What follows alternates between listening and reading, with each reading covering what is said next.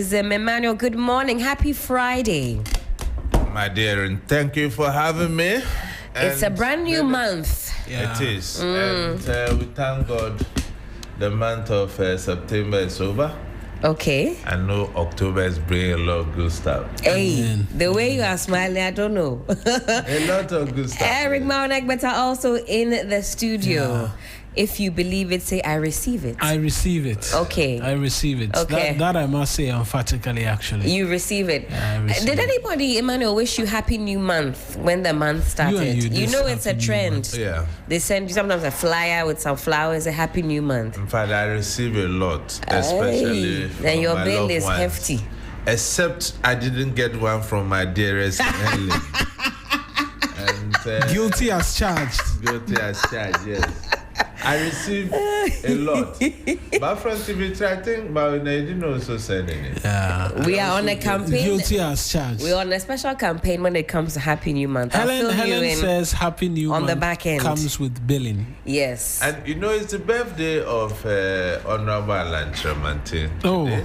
Oh, I see. Very fantastic gentleman. That's why Solo is not here. That's why The Yellow Solo is Army there. is partying.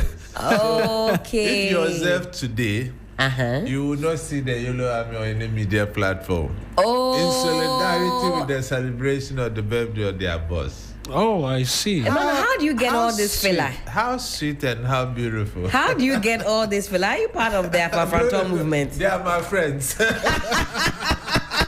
A very, very happy birthday to Alan Tremantin, leader of the Movement for Change, soon to be a party. Solomon Owusu has been teasing us for some, actually, months now.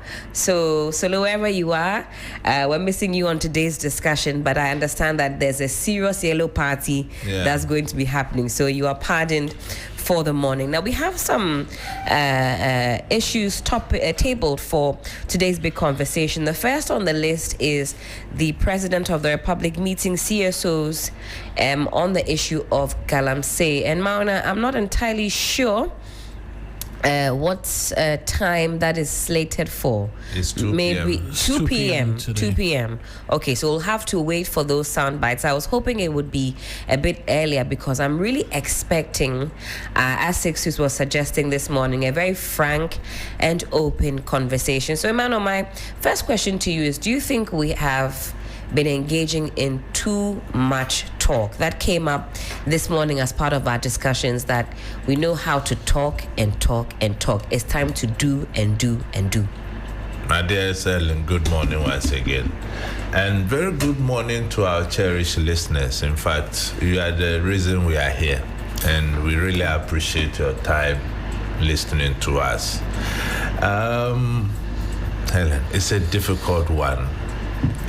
In the spirit of democracy, I think that we should give the president a listening ear. Because you remember last week, Hamza broke the news here. Yeah. And within a week, this is happening. So your media landscape is really making waves. I know they listen to us. And he said government has a superior alternative other than declaring the state of emergency.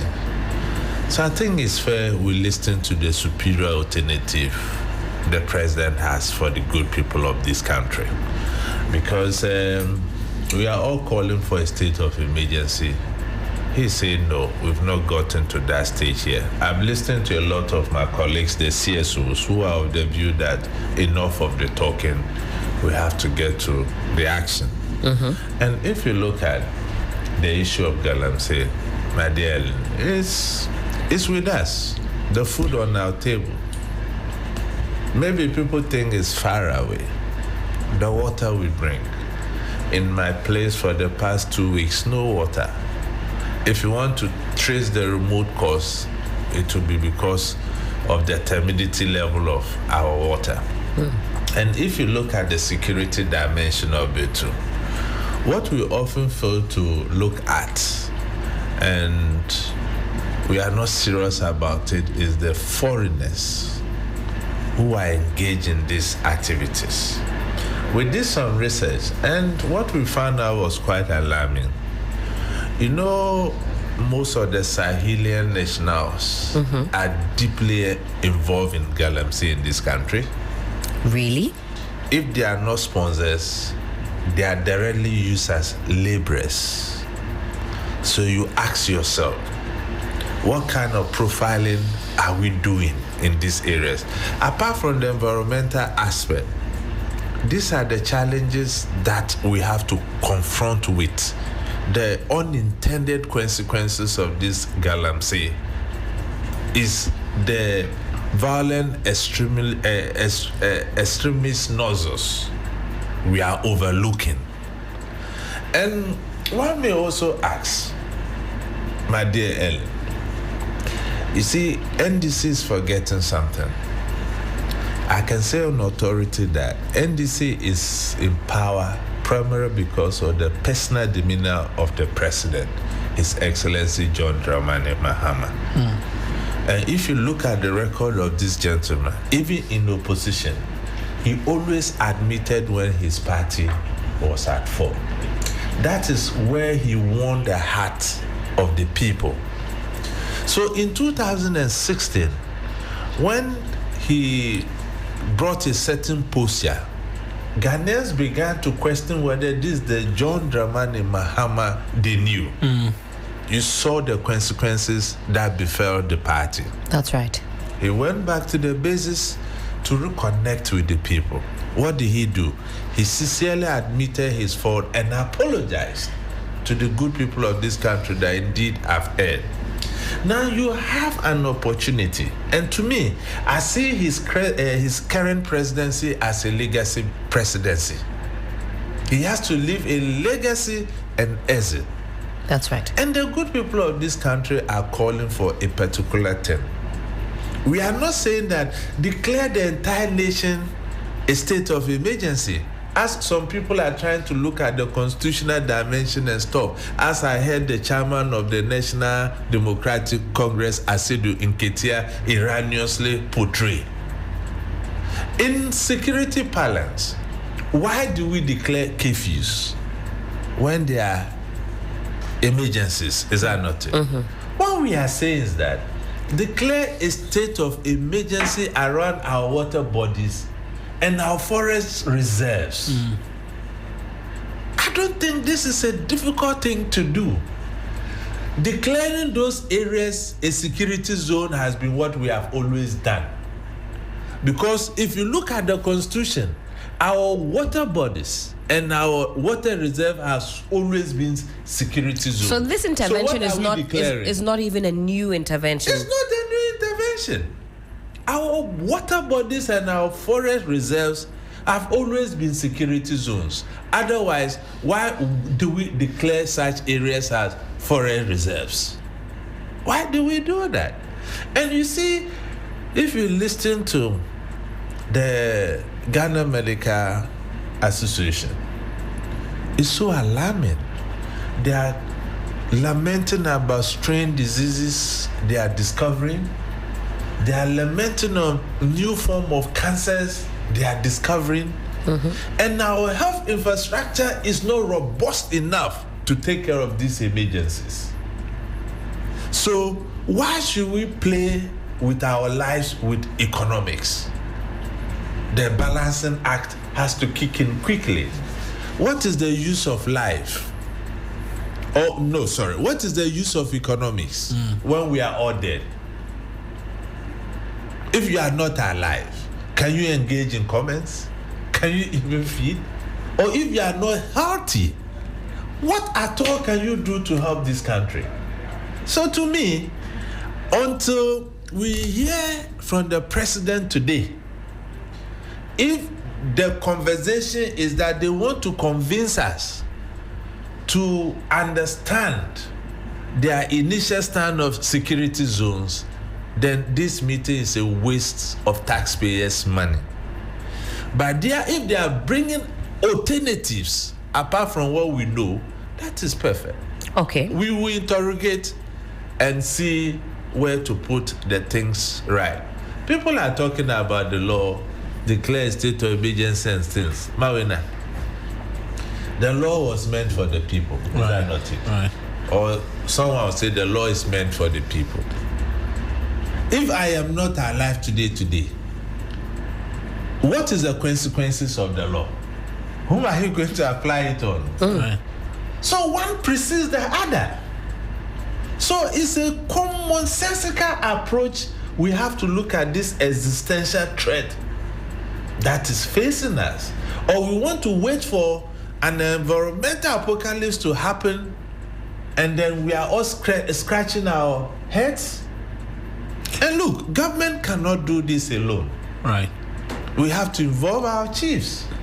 And I like the comment by the Domahine, who is now been promoted to an appeals court judge. I listened to him yesterday, and I was very proud of him.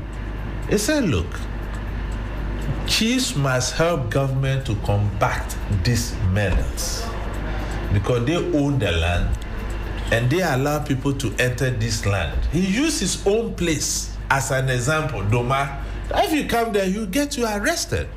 So if he can do it, why can't other chiefs do it?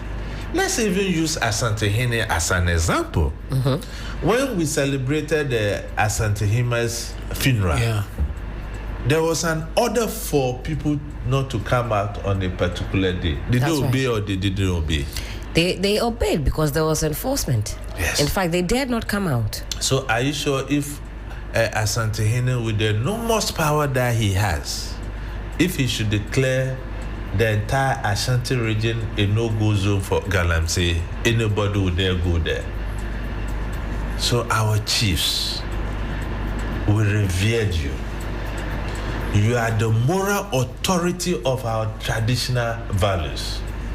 And some of us have personally advocated that the chieftaincy institution should be the fourth arm of government, such that we don't lose the moral equation in our democratic dispensation. Because as a people, when you lose your values, you are lost as a people. Are we getting there? We are getting there. It's just how government will go about the decentralization program. At least there's a Minister of Chieftaincy. Is that not? Yeah. It should trickle in that way to incorporate the National House of Chiefs as the fourth arm of government. And we look at our constitutional consideration and look at how we plug in. Because if you look at our societies, people even respect and revere their chiefs than the political class. Otherwise, why do politicians go and bow before the chiefs?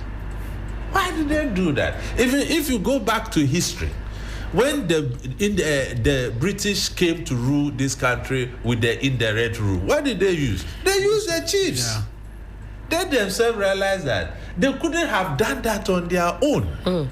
Democracy is just an experiment we copy from the West. Even democracy itself is in crisis, given what is happening in the United States of America. In fact, all over the world. Because of democracy. And if you look at throughout the world, democracy has lost its value because of these choose and pick kind of things. So are we going to go by the straight jacket, by the democratic whatever we are inheriting from the West? We need to infuse our own traditional values. I've said this here before. Are we saying that the best must always come from the West? Can the best come from Africa? Are we not sitting in the same classroom and learning with these people? That's right. We even perform and outperform a lot of them. Go and look back at history, inventions, and technology. It's mostly blacks. And these were people who were, taken away from us through other enticement, through poor leadership of Africa. I dare say that Africa is not poor, and no African child should go to bed without food, but it's because of leadership. Look at the natural resources God has endowed us with. Look at Ghana, for instance. What don't we have? Because of the greed of a few people and politics, we are destroying our environment. We are poisoning our water bodies.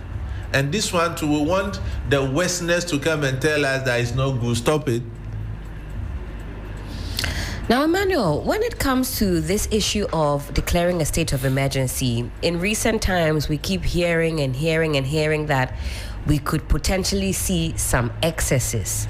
From a security standpoint, what is there for a cause of alarm? People say that, well, even if you declare certain areas as, declare a state of emergency in a certain area, somebody will get up one day and they are going to their farm and a security person, i.e. maybe the military, will see the person and just shoot them down, and that could have dire consequences on the image of the president. Like we've seen in other places, he'll go and face The Hague. I've heard that now being trumpeted. What are your thoughts on that? These are some of the inaccuracies and misrepresentation people bundle these things here. Let me tell you, the cabals behind Galamsey in this country, they are so powerful. They are also positioning people to make this kind of inaccurate statements. We actually heard today that they are was it yesterday? About 2 days ago. 2 days ago, that they are installing chiefs in some of these local areas as well. Exactly. So you see, they are talking about when the constitution of the country is suspended. Let's say a constitutionally elected government is overthrown, a military.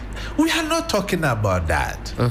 For this very issue, we have the support of the good people of this country. Every citizen has come to the realization that this is not about party A or party B.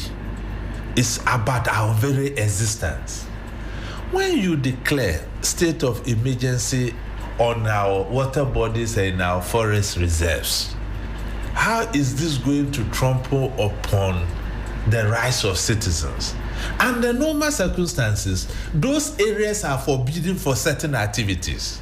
In the forest reserve, are you going to do farming there? Definitely not. On our water bodies, are you going to do any kind of economic activity there? Definitely not. So what are we talking about?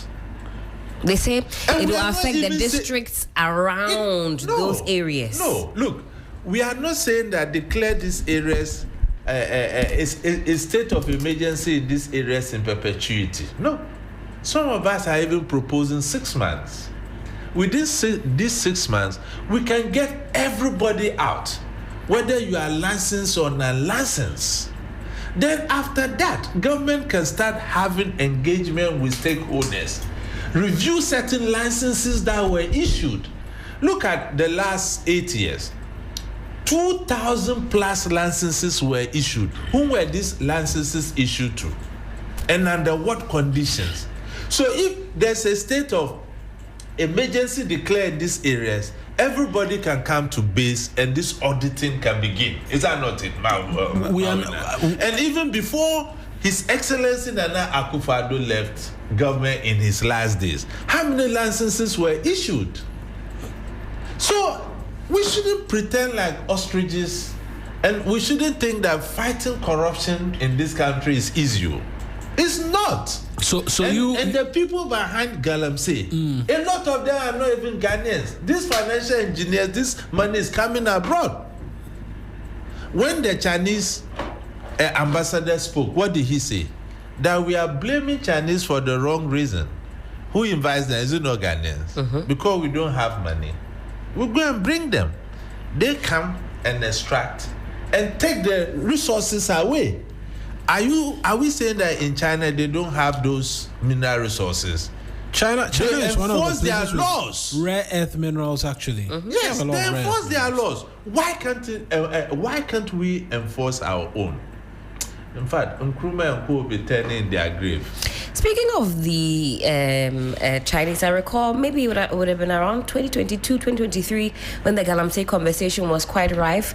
I'm trying to recall exactly who it was. Was it coming from the embassy? And the Chinese official said that we are hearing this conversation, in that the people of Ghana are having. You have your laws, we have ours. If our people come to your land and violate your laws, you have the power to do with them as you please. These are your laws. This is your land. And I thought that was quite scathing on us because they recognize that there seemed to be some type of shifting of blame. But which Chinese person knows everyone in crime? They don't know that unless you hold their hand and take them straight to everyone in crime.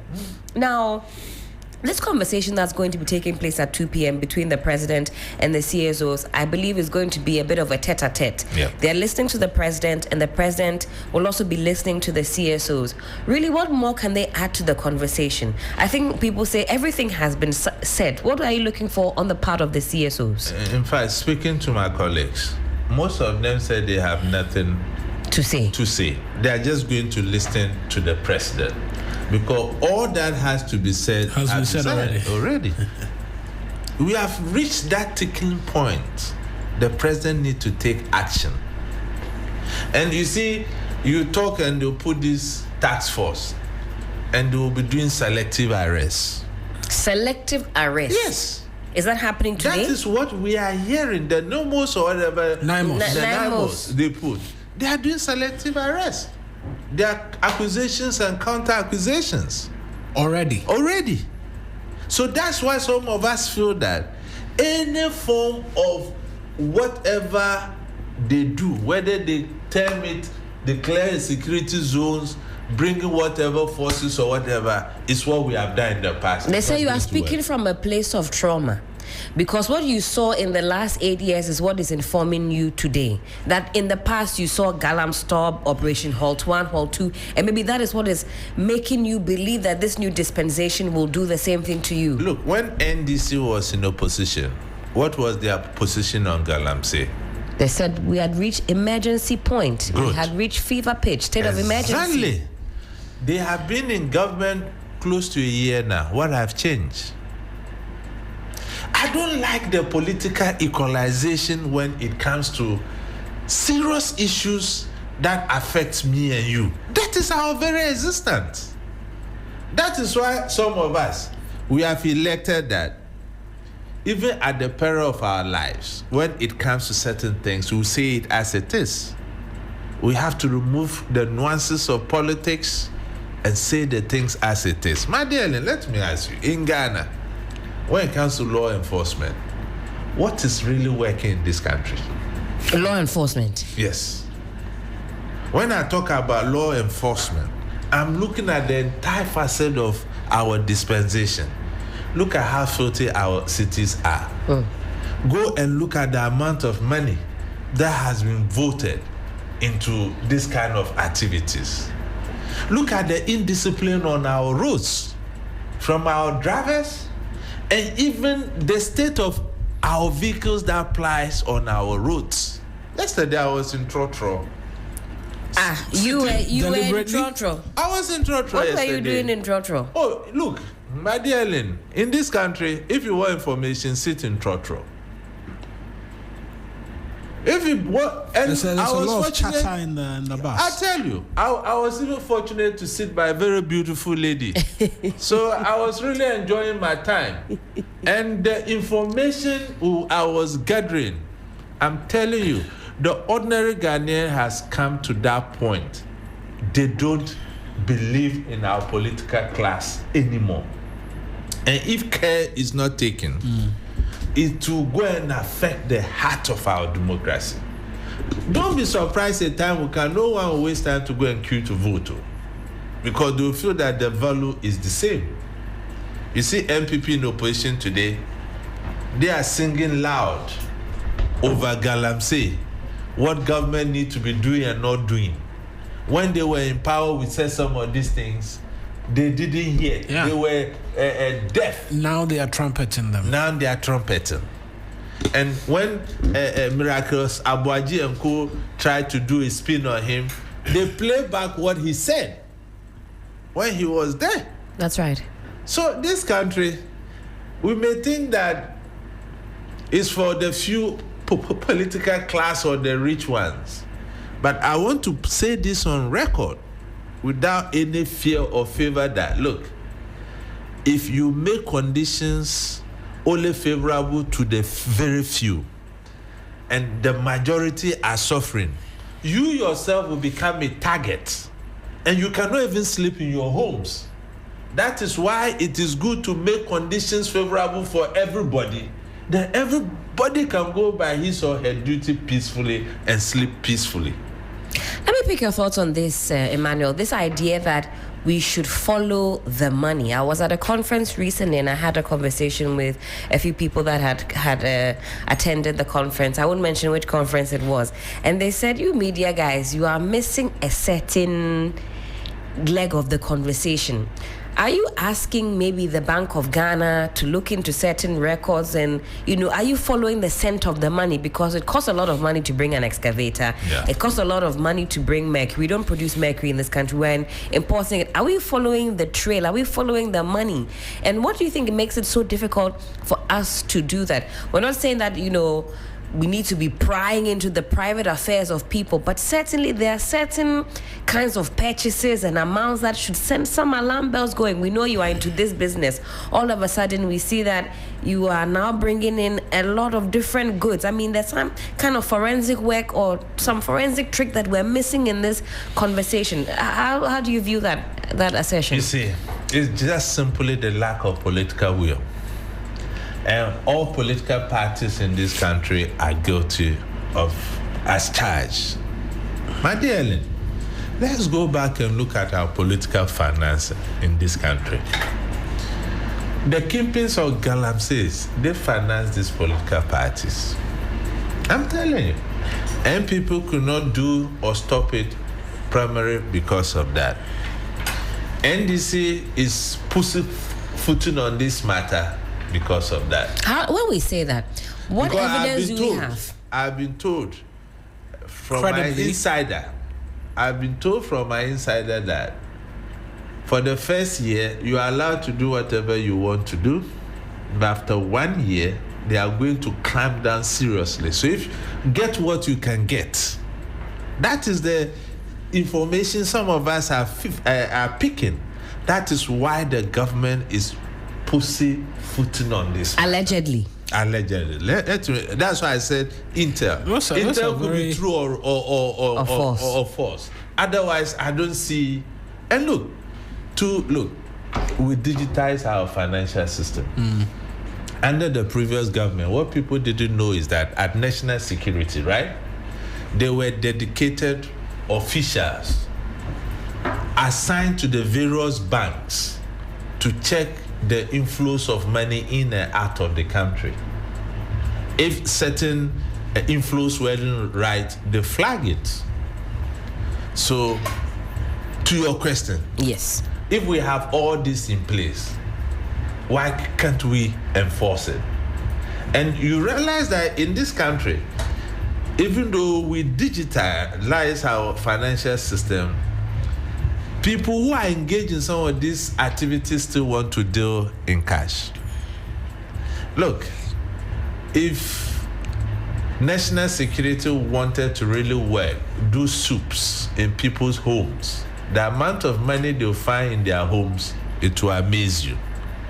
Were we not in this country when a minister's house got burnt in East Legon and millions of dollars were allegedly burnt in that house? What was that money doing in that house? Who even investigated that incident? Who did? Look at the issue of the Edubahin, the CCTV camera image, and what they were carrying.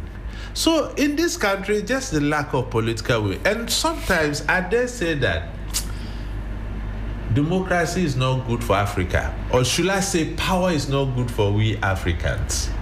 Because when we are looking for power, we are different animals. See us braiding hair, pounding but fufu, when we carrying get power, babies. it's a different thing. And already NDC came to power under 1 year. Some of their big men now, the ministers, CSOs, who used to worry some of us with phone calls. Now if you call them, they don't pick. They are busy. Busy doing what? Busy doing what? I want us to round up on this conversation. I've got to go on a very quick break, but to finally put a bow on this particular topic, Emmanuel, what do you want to see after today's conversation between the president and the CSOs? What is the best outcome after today's 2 p.m. meeting? Beyond the superior argument the government is saying it has and want to have a conversation with the stakeholders, if it is about convincing us that declaring security zones in this area is the way to go now, I think that it will not suffice. And I think after this meeting, if government is not declaring a state of emergency in these security zones, every citizen, whether you are NDC or MPP, should rise up and fill the streets. And let's save, if not our lives, the lives of our children. Because our water is poisoned, our lands are equally poisoned. What we eat, my favorite contemporary, you see that analysis they did on it, that acidic level and mercury and whatever in it was so high. So I stopped eating contemporary. You've stopped? I stopped because the contemporary comes from these areas. Hey, unless you're growing it in your own backyard. When you go to certain places, you close your nose. So the EPA says even the air is contaminated. But look, the air being contaminated is not as serious as eating chemicals. 7 chemicals on our plates. It's not. Even our cocoa production.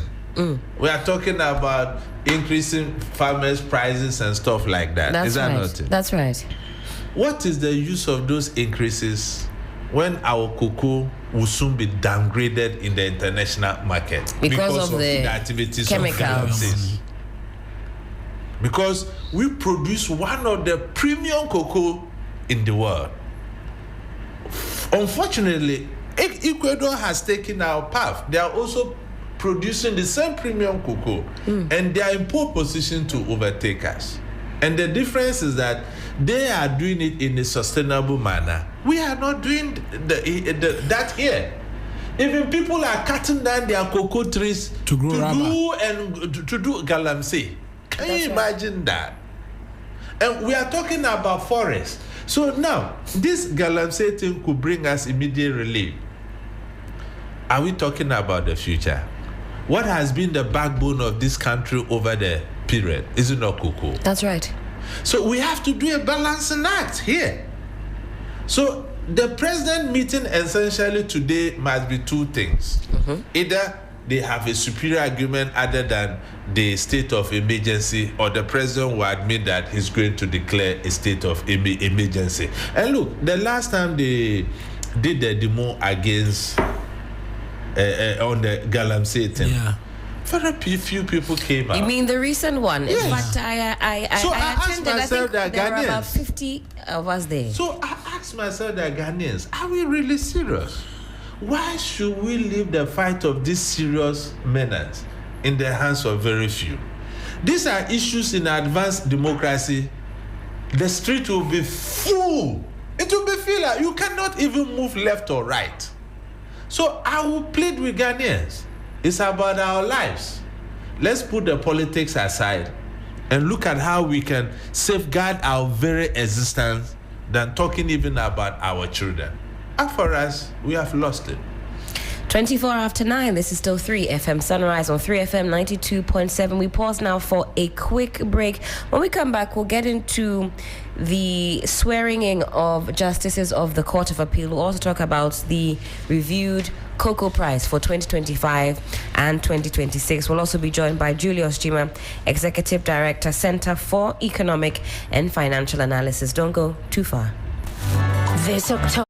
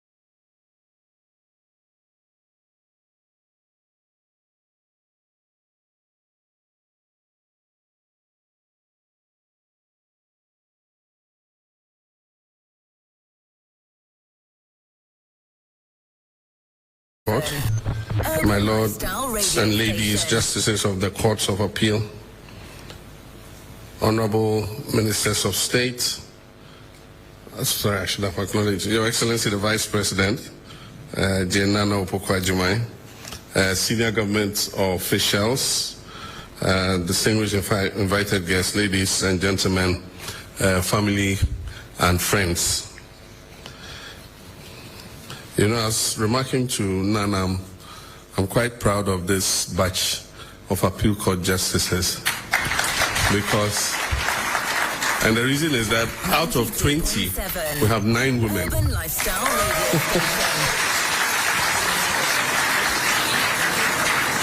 The affirmative action law says 30% of appointments. This one will be beating 30% by far.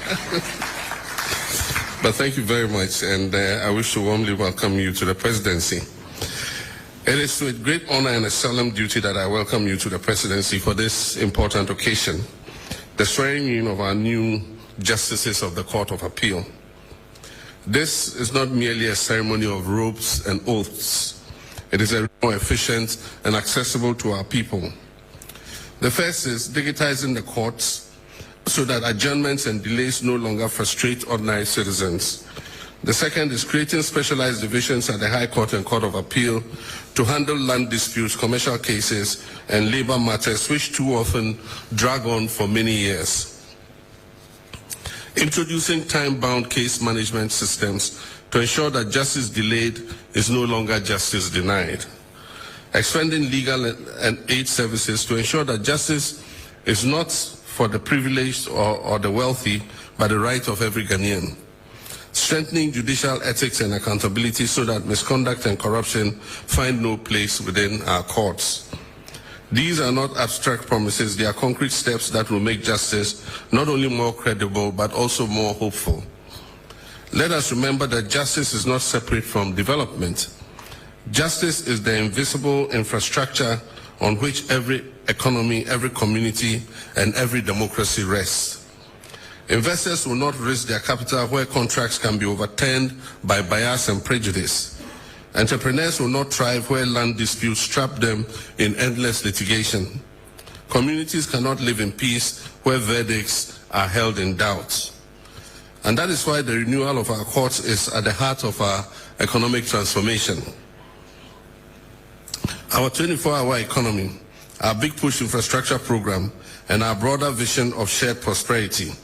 Justice is not a luxury, it is a foundation for all these. My lords and lady justices, as you assume your new roles, I ask you to carry these 3 virtues. The first is courage, the second is integrity, and the third is humility. Courage to resist pressure, whether political or financial. Let me go over that. Courage to resist pressure, whether political or financial, and to uphold the law even when it is unpopular. Integrity to ensure that justice cannot be bought, delayed, or bent by influence. 3FM 92.7, Urban Lifestyle Radio Station. Members, not those who followed the path of least resistance, but those who stood firmly for principle when it mattered most. At this moment in our national journey, Ghanaians need reason to hold on to hope. They need to believe again that the courts are not distant temples of law, but living guardians of fairness. Every decision you make can rekindle that belief. Every ruling you make can remind citizens that Ghana is still a land where truth prevails and justice is not for sale. I urge you, therefore, to be not only arbiters of law, but also custodians of hope. Carry with you the solemn truth that justice is the most powerful promise of our democracy, and that through your service, this promise would endure. 92.7. If you do this, then long after you have left the bench, your names will not be merely recorded in law reports, they will be remembered in the hearts of Ghanaians as justices who renewed our faith in our republic. As you take your oaths today, know that you swear not only before me as president, not only before the Chief Justice, but before God, before history, and before the people whose lives you will touch with your judgments. May your judgments be wise, May your service be faithful and may your legacy be enduring. On behalf of the government and people of Ghana, I extend a warm welcome and congratulations to you on this noble calling. May justice prevail, may hope endure, and that may our nation be renewed. I thank you, and may God bless our judiciary. While I'm living. And that was the President of the Republic, His Excellency John Dramani Mahama, speaking there at the swearing-in of the Justices of the Court of Appeal. We're back in studio.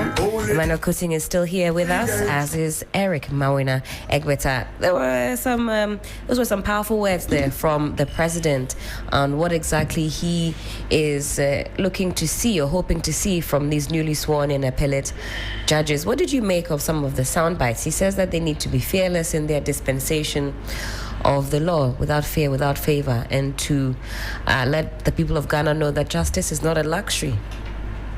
Well, my dear Ellen, to me, mixed signals. And the reason we have to have very cautious optimism. On the positive side, he's talking, he has a strong rhetoric on integrity. And he also spoke about commitment to reforms. That's right. He did also mention about justice not being for sale. And I was particularly happy that a chief was among these appeal court judges. I think to bridge the gap between our traditional legal jurisprudence and that of the judiciary. And notably too, we had more women.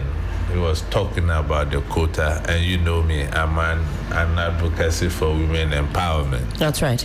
And for that one, you cannot take that away from me. But there are serious concerns. Public trust in our judiciary has sunk so low. If you look at the Afrobarometer report, it's not looking good at all. I think over 62% of Ghanaians don't have trust in our judicial service. And what is more alarming is that 92% don't trust our judges.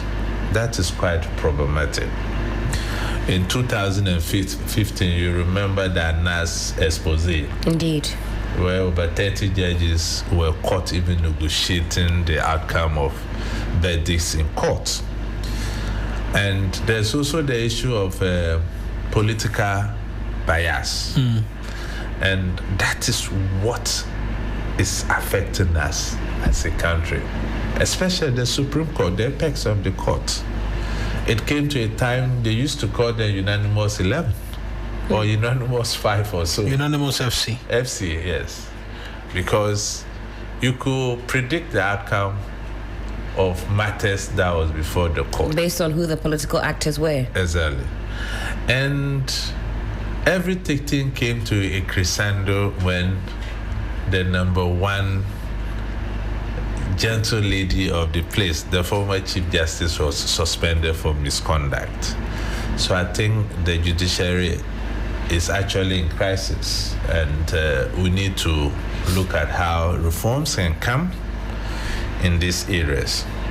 So to me, listening to the President, I cannot clearly say it's good or bad. But the weight of history is very heavy. I don't think appointment alone addresses systematic issues. That's true. Appointments alone cannot address the systematic issues we have within our judicial service. And I think that the weight is on the newly appointed judges. If you look at the appeals court, it's the bridge between the High Court and the Supreme Court. Yeah. I call it the People's Court because that is the only opportunity you have as a citizen to ventilate your rights if you feel that justice was not gotten by a single judge who have ruled on your matter at the High Court. So the weight is on the judges whether they can resist political and financial pressures, whether they can demonstrate consistent impartiality. And the other issue had to do with they must take it as a road to restore the catastrophic breakdown in public trust. And I think that if we can do all of this, we can support rather than resist the genuine reforms we are all yearning for. So to me, I'm praying that these appeal court justices can go and turn the things around. At least they have to look at the systematic issues confronting our judiciary. And I think the mood in appointing the Chief Justice, we have to also look at it. I've always talked about reforms within our institutions. And just like Parliament, you see the parliamentarians, they elect their Speaker of Parliament. That's right. It gives them that impartiality. I'm looking at a time where our judiciary systems will be put in place so that it is not a process so-called where the Judicial Council that is heavily politicized. I recommended somebody for the president to appoint. But the system within the judiciary will be able to elect somebody within their own, whether based on seniority, qualifications, or other things. Then we properly have separation of powers. Even in advanced democracies, even in the United States of America, the president still appoints the Chief Justice. And this is quite problematic. That's why I said good things can come from Africa as well. Yeah. If they are doing it and it's not right, let's set the example so that the West can also learn from we Africans. Absolutely. Thank you for your thoughts on that, Emmanuel. We'll park it here on that subject. I want us to also talk about government increasing 2025-2026 cocoa crop season price by some 400 Ghana cedis. Now, government has announced an additional 400 cedis on every 64 kg bag of cocoa for farmers for the 2025-2026 crop season. Now, at the inception of the season, farmers were earning 3,225 cedis per 64 kg bag of cocoa. The addition of 400 cedis means that Ghanaian farmers will now earn 3,625 cedis per every 64 kg bag of cocoa. Now, speaking at an emergency press conference in Accra, Minister for Finance Kasiela Toforsen said the review will help improve the financial well-being of farmers. He explained that changes in the government forecast informed the Producer Price Review Committee to relook its price for farmers. I'm quoting him here. He says, this means that per every bag purchased, the cocoa farmer is getting 400 cedis additional. Simply put, to the ordinary cocoa farmer, for every bag the cocoa farmer sells, he'll get an additional 400 cedis. He assured that government will continue to monitor the commodity on the world markets and take appropriate decisions that will lead to the benefit of cocoa farmers. Shortly, we'll connect with Julius Jima and he'll give us his viewpoint. But back in the studio, Emmanuel, what do you make of this good news for our farmers? A step in the right direction. Very interesting as well, because we talked about the connection between Galamsey and cocoa production also in Ghana. Your bite on this one?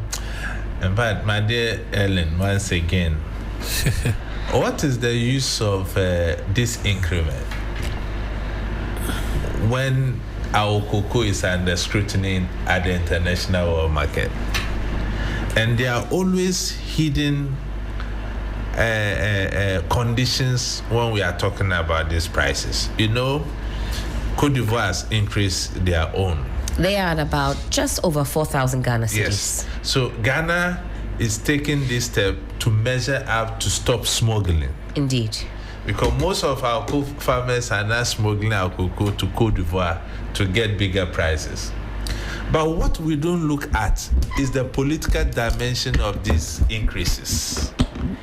if you look at our own sector, right? You remember there were no increases until 2019 when we got an 80% increase. The following year was an election year, you recall.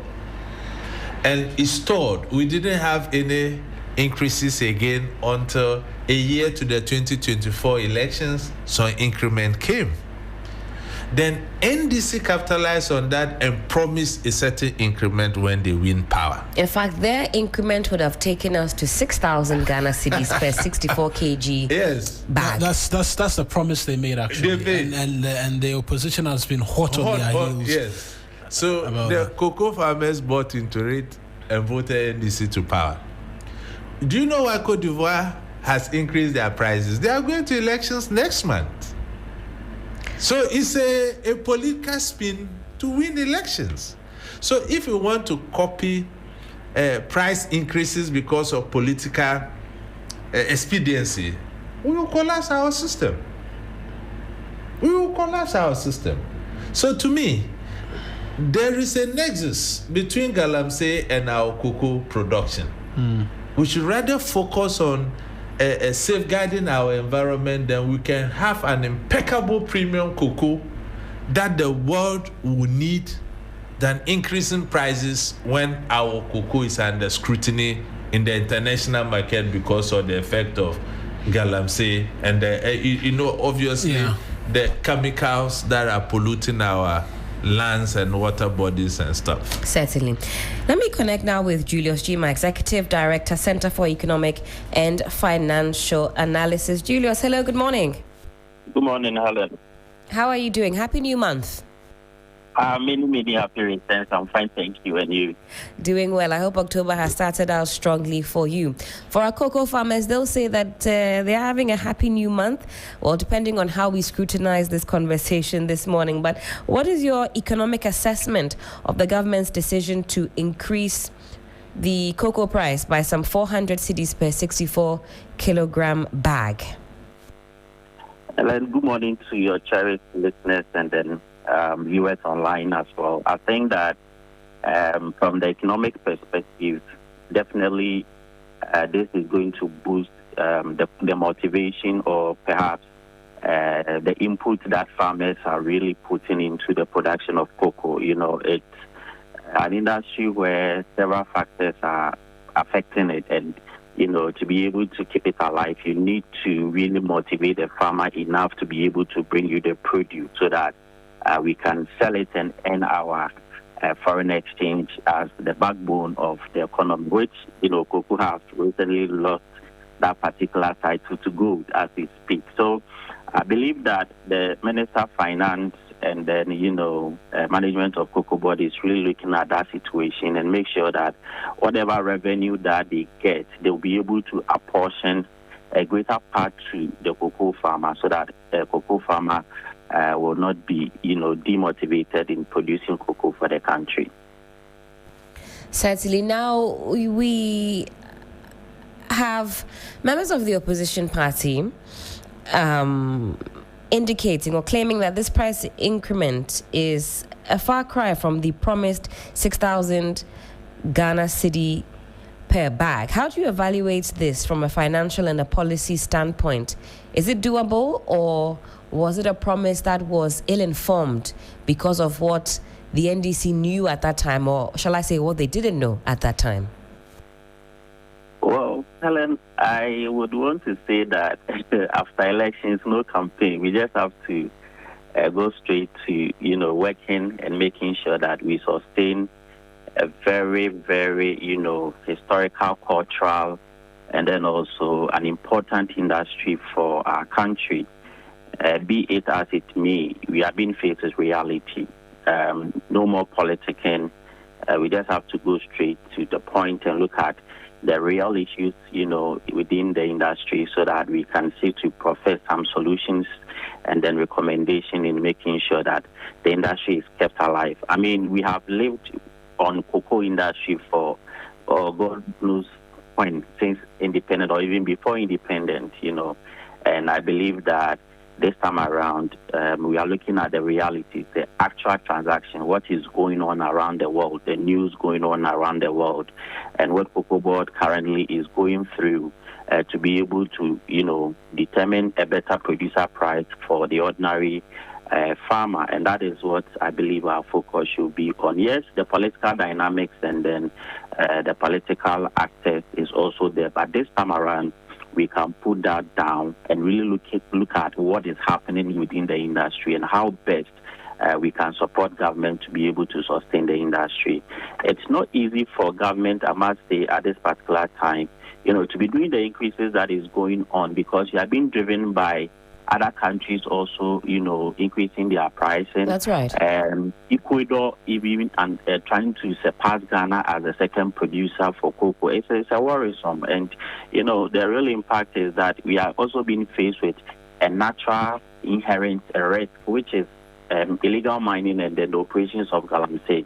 So I believe that we should just look at the real issues, as a country. What do we want to prioritize? Are we going to prioritize gold production over cocoa, or cocoa production over gold, so that we can safeguard our environment, protect our forest, and grow more trees? Cocoa in itself is a forest, commodity. So once we grow more cocoa, we are growing more trees for our environment.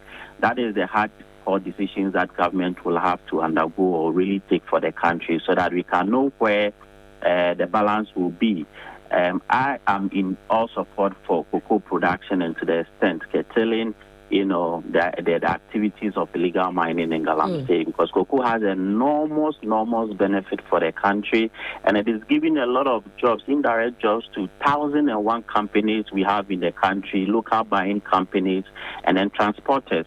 Gold do not offer that solution to the country. So it's really a very, very hurtful situation for government. But if I should go for my biases, I would want to say that government should prioritize cocoa over gold, so that in itself, trying to grow more cocoa would mean that you have to, curtail the operations of mining activity, because it's the number one, risk factor the cocoa industry is going at the moment. And if care is not taken, by the time we would realize everything, all our cocoa trees and our cocoa farms will be gone. We can see classical videos from social media that farmers are just giving out their farms voluntarily for, illegal mining operations or what have you. Even if it is legal mining operation, it is not good and it's not helping the industry.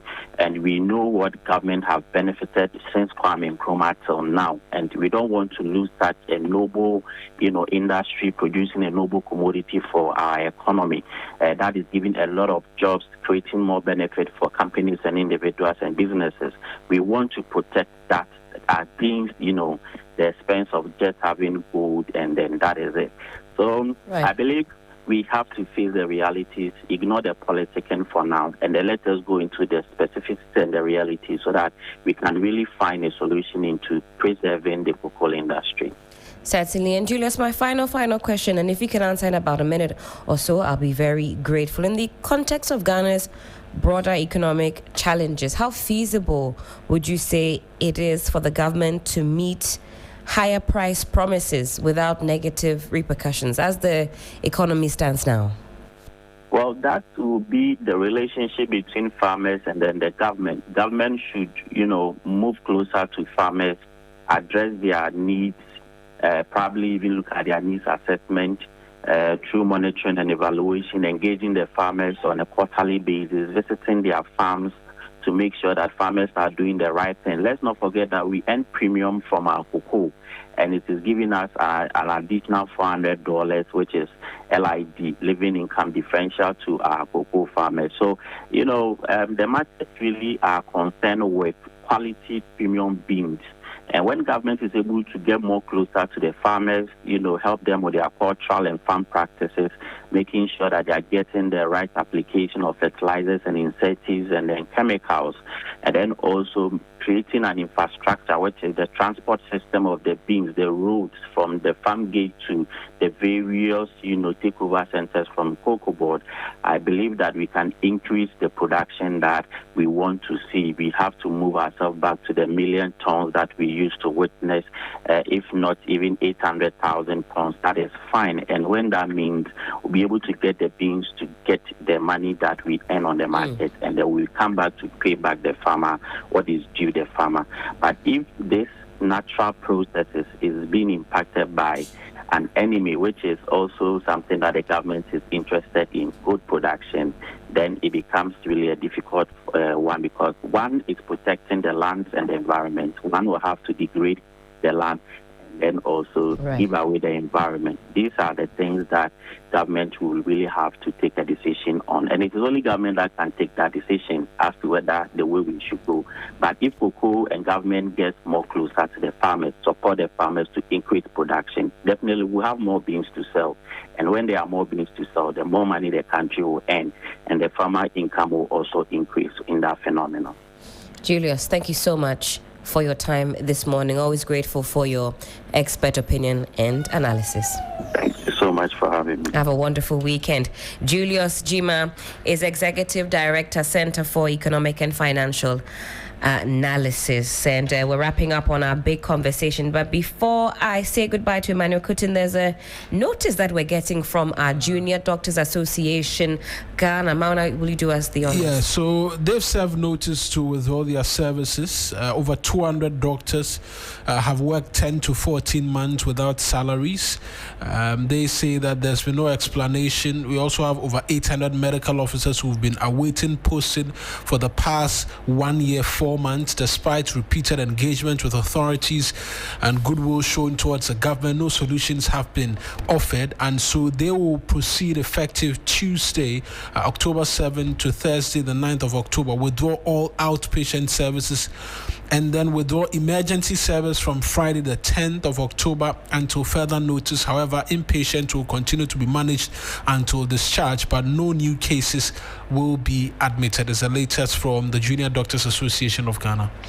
All right, so between now and Tuesday next week. All right. Emmanuel, try not to get sicker. Junior doctors are up in arms because of a lack of payment and a lack of goodwill, they say, shown to them by the government. This is the latest that's just hitting the airwaves this morning. Let's end on that one, and then we can part ways. In fact, this is quite unfortunate. Yeah.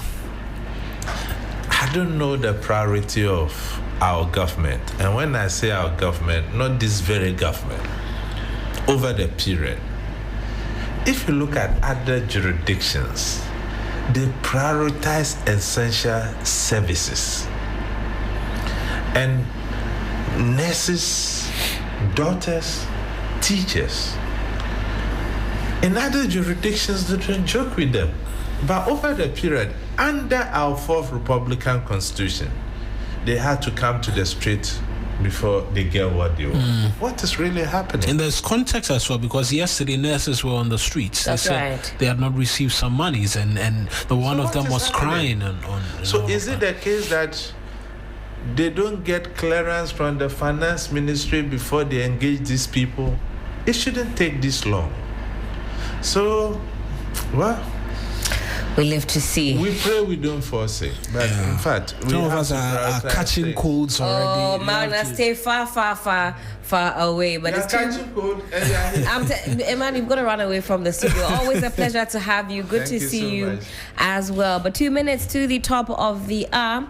If it's your birthday today, we're wishing you a very, very happy birthday indeed. Happy birthday to you.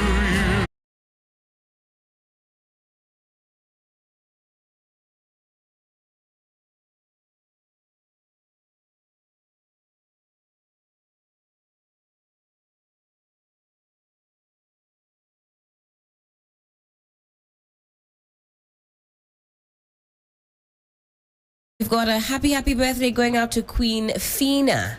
Queen Fina, God bless you more. Hey, who sent this one? Okay. It came from Francis. Happy birthday to you, Queen Fina. God bless you more. She's gorgeous, eh? Yeah. Gorgeous, my dear Ellen. Not more than my dear Ellen. We have that on record. I was about to call the security to eject you, but you rectified the situation. This one is not a happy birthday message, though, but we want to celebrate our very own, the also equally gorgeous Enyonam Haliga. Yeah. Enyonam has graduated or graduates today with an MA in brands and communication management. We truly have the men and the women. Absolutely. So congrats to you, Enyo. So we won't be seeing Enyonam today then. She's going to be in full graduation mode. She's in full graduation mode. mode. La la. Is this from the morning? No, this is specially ahead of the big day. Special one. And then today I don't know what we're going to see. So we have excerpts. Where's the party? Where's the party? I think we should be getting that's some the question cake being or asked. some Where's the party as we celebrate you today? Some small chops. We'll be passing by the university a lot later as well. Oh, fantastic. Our Enyo, women are always making us proud. Absolutely. Yeah. And so, Enyo, we celebrate you today, and we wish you a happy graduation indeed. But we're bringing the show to a close. In fact, it is exactly 10 a.m. This is where we say goodbye to you. Of course, on Monday, we will be back hot and strong with all the latest. Of course, 3 Lounge is coming up next with myself, and I've got a very special guest today on the bill. We're on from 10 till 12, so make sure you're sticking with me all the way through. But this has been 3FM Sunrise on 3FM 92.7. Stay safe. Have a wonderful weekend. Your weekend might not be as energetic as Mawuena's, but do try and enjoy, or as relaxing as Emmanuel's. But do try and enjoy. I know these gentlemen have some interesting things lined up, so try and follow suit. Have a wonderful weekend as well. Thank you.